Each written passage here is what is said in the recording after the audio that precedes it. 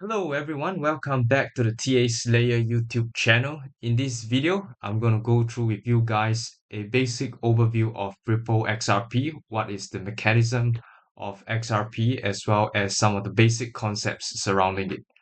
Before I continue, I would like to inform you guys that this is whatever I've shared in this video is not financial advice of any kind, and you should not buy or sell anything based on whatever you see or watch on YouTube videos or any other videos online. Please exercise your own discretion as well as due diligence when engaging in the market. Okay, so let's take a look at this XRP. What is the difference between Ripple and XRP? So a lot of people that I spoke to, they often mix these two up. So as an XRP investor, I always tell them that you need to do research into XRP or any other forms of cryptocurrency or even other asset classes. Whatever you invest in, you have to know what you're investing in order to build conviction. Okay, you don't just throw money into something and hope that it goes up. It doesn't work. All right, you have to know what you're investing in. Okay, so let's get to it. What is the difference between Ripple and XRP? Ripple is the company that developed the RippleNet payment platform, which enables banks and financial institutions to process international transactions quickly and efficiently. So Ripple is the name of the company. Whereas XRP, it is a digital asset or cryptocurrency that was created by Ripple in order to facilitate transactions on the RippleNet platform. So XRP also stands for Cross-Border Remittance Protocol. So that's the reason why it's called XRP. All right. It doesn't the name doesn't just drop from the sky. Okay, there is a reasoning behind it. So when you invest in XRP, you are investing in this cross-border remittance protocol that was developed by Ripple, the company. Let's talk more a bit on the RippleNet, which is the payment network that is utilized by Ripple. So RippleNet is a decentralized blockchain-based network that provides tools and services for global payments. It focuses on three main things. Number one, speed. Okay, transactions on the network settles in seconds, okay, 3 to 5 seconds, as compared to the traditional Swift banking system that takes up to several days, depending on whether the banks are open or depending on the business hours, etc. Okay, it will take longer. Whereas on the RippleNet, transactions are settled in seconds. So the RippleNet aims to disrupt the traditional Swift banking system by ensuring that the speed of the transactions is much higher. In addition to that, the second point, which is low cost fees. So the fees associated with the RippleNet are minimal compared to traditional banking and Swift systems. Later, I'll talk more about it when we move on to the XRP token. But as compared to the Swift network, the RippleNet will cost much lower. So think about it. You have higher speed and lower cost. This technology is definitely going to disrupt the traditional Swift banking system. Lastly, we have transparency. Transactions on this blockchain network are trackable and 100% transparent, as with most other blockchain networks. Now we move on to the next point, which is the XRP ledger or XRPL. So as a XRP investor or as part of the XRP army, you have to know this. Okay. The XRP ledger is an open source blockchain which where XRP operates in. Okay, so it uses a consensus mechanism instead of the traditional mining mechanism in Bitcoin as compared to Bitcoin. So therefore, the consensus mechanism is much faster and more efficient than Bitcoin. Okay, so it has a network of validators that are decentralized, and under the consensus protocol, it validates transactions through agreement among all the decentralized validators. Okay, so this is much faster as compared to the proof of work or proof of stake mechanisms as compared with other blockchain networks.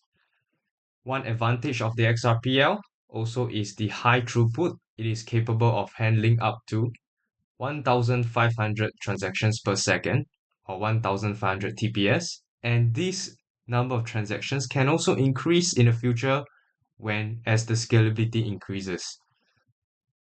The XRPL is also energy efficient. The consensus method uses significantly less energy as compared to mining-based blockchains such as Bitcoin. So therefore, XRPL is a much more efficient network as compared to traditional blockchains such as Bitcoin. Okay, how is XRP used? Okay, XRP, it acts as a bridge currency between different fiat currencies and reduces the need for the traditional nostril account, which are also known as the pre-funded accounts in various countries in various different currencies.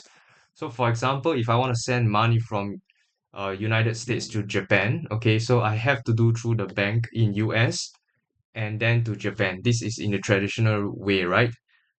So, but if we use the XRP technology, we can use XRP token as the intermediary, and this XRP token provides liquidity for cross-border payments, making the process faster and cheaper. So instead of having pre-funded accounts in the US and the Japanese bank, we eliminate that nostro pre-funded accounts and we use XRP as the intermediary to provide the transfer. So XRP acts as a bridge currency. So from USD to XRP and then to your Japanese yen. Okay, so XRP acts as the intermediary to remove all the friction in between as when you are using the Swift network. Okay, so each transaction burns a minimum of 0.00001 XRP. So just to get it right again, 0.0000040, okay, 1 XRP, which is also equivalent to 10 drops. So this will be the transaction fee. So this transaction fee may increase depending on network congestion, but it remains relatively low as compared to other blockchains. So with that being said, XRP is slightly deflationary, which is good for the price per token because if the cryptocurrency asset class is slightly deflationary, it has a limited supply and the supply will only go down, will only decrease, and this will cause the price per token to go up. Okay, so this is good for investors in XRP like us. And yeah, so we haven't even talked about the on-demand liquidity. This one will require a separate video altogether to explain very clearly what is ODL, but this slide should provide the basic explanation of the mechanics of XRP. Just by this slide, it has covered what you need to know um, as to how XRP is being used in order to act as the bridge currency. Okay, so this eliminates the nostril accounts and ensuring that the transactions are fast and efficient. Okay, why do we use XRP as compared to other more traditional methods or even other blockchain technology? Number one, speed. As I mentioned, it only takes up to 3 to 5 seconds on average. Secondly, it supports a high number of transactions per second and at a very low cost. The transactions fee are extremely low. As I've mentioned, it only takes 0.00001 XRP per transaction. And also this um, also lead us to the next point, which is that a higher XRP token is actually more beneficial for the system because it has more liquidity. But then again, this will require another video to explain in detail why. So that I'll do it another day. Okay, lastly, this is something that Ripple has a major advantage over other cryptocurrencies or other blockchain technology when it comes to cross-border payment, which is that Ripple has already partnered with many major financial institutions and it has great credibility. Okay, so the rails are in place. Now it's just a matter of the speed of adoption.